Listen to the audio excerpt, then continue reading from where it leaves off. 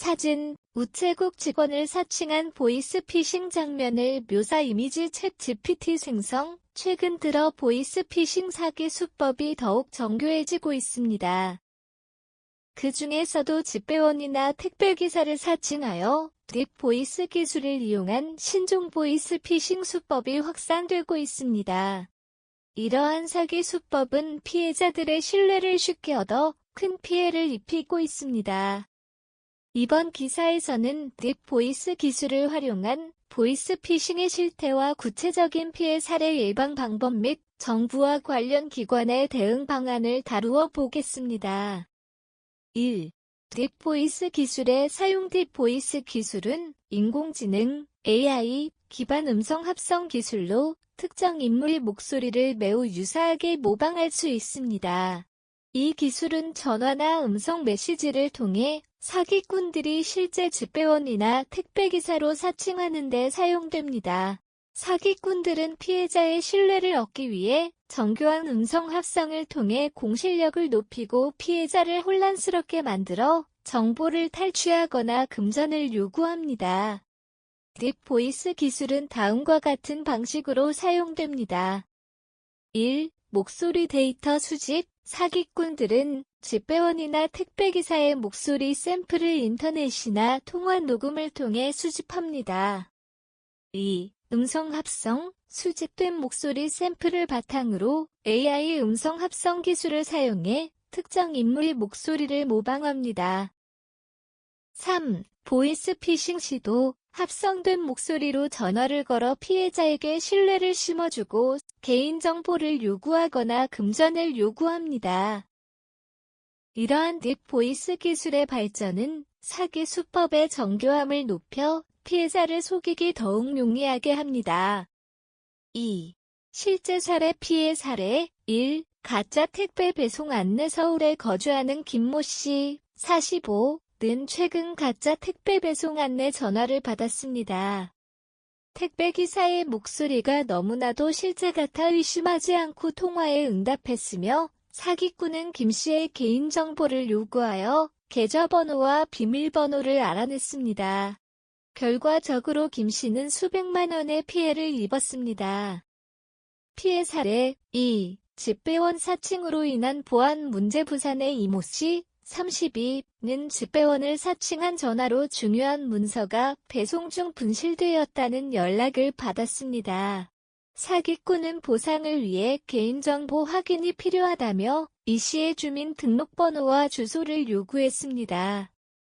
이 정보를 바탕으로 사기꾼은 이 씨의 명의를 도용해 대출을 받았고 이 씨는 큰 경제적 피해를 입었습니다.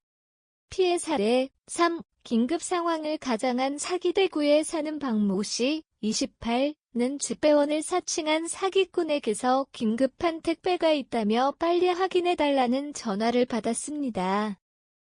사기꾼은 박 씨가 부재 중일 때 택배를 수령해줄 사람의 정보를 요구하며 이를 통해 박 씨의 부모님 전화번호를 알아냈습니다. 이후 사기꾼은 부모님께 전화를 걸어 박 씨의 사고 소식을 전하며 금전을 요구했습니다.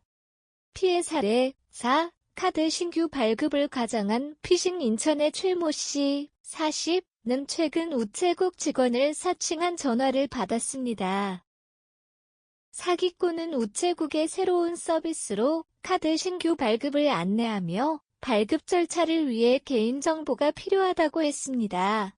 최 씨는 의심 없이 자신의 주민등록번호와 카드 정보를 제공했으며 이후 사기꾼은 최 씨의 명의를 도용해 여러 신용카드를 발급받고 이를 악용하여 최 씨에게 큰 피해를 입혔습니다. 작년 대비 증가율 및 피해 금액. 작년 대비 딥 보이스를 이용한 보이스피싱 피해는 25% 증가했습니다.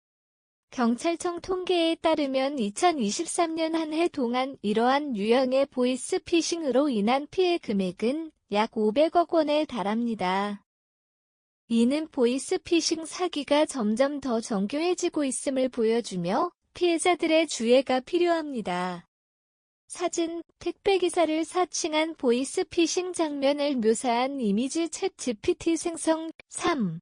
일반적인 예방 방법 딥 보이스를 이용한 보이스피싱 사기 수법이 점점 더 정교해지고 있는 만큼 개인과 기업 모두 예방 방법을 철저히 숙지하고 실천하는 것이 중요합니다.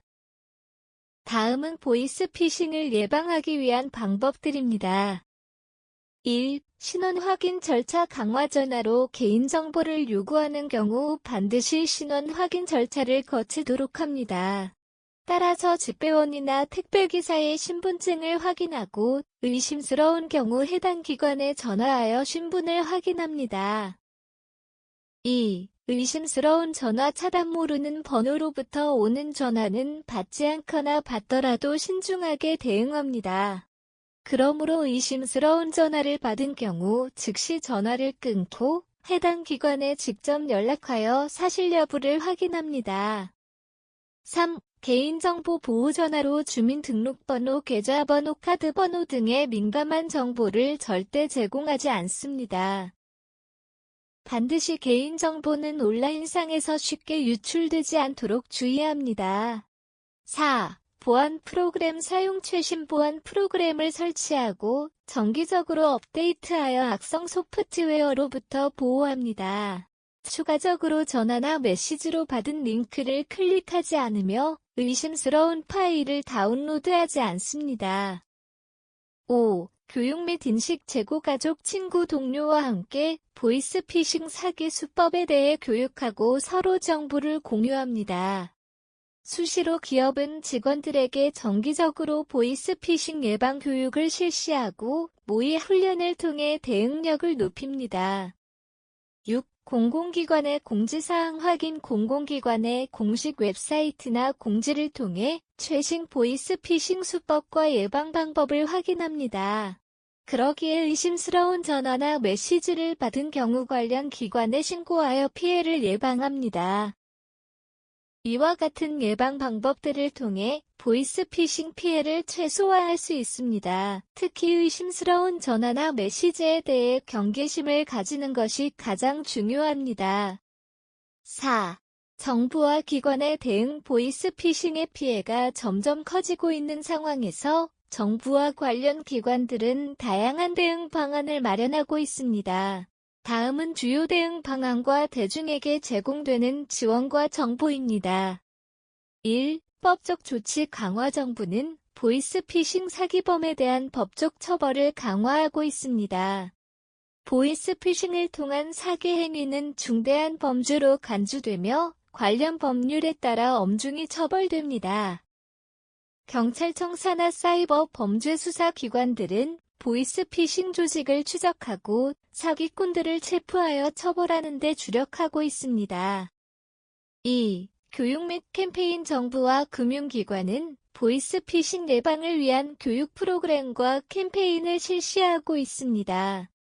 이를 통해 대중에게 최신 사기 수법과 예방 방법을 알리고 주의를 당부하고 있습니다.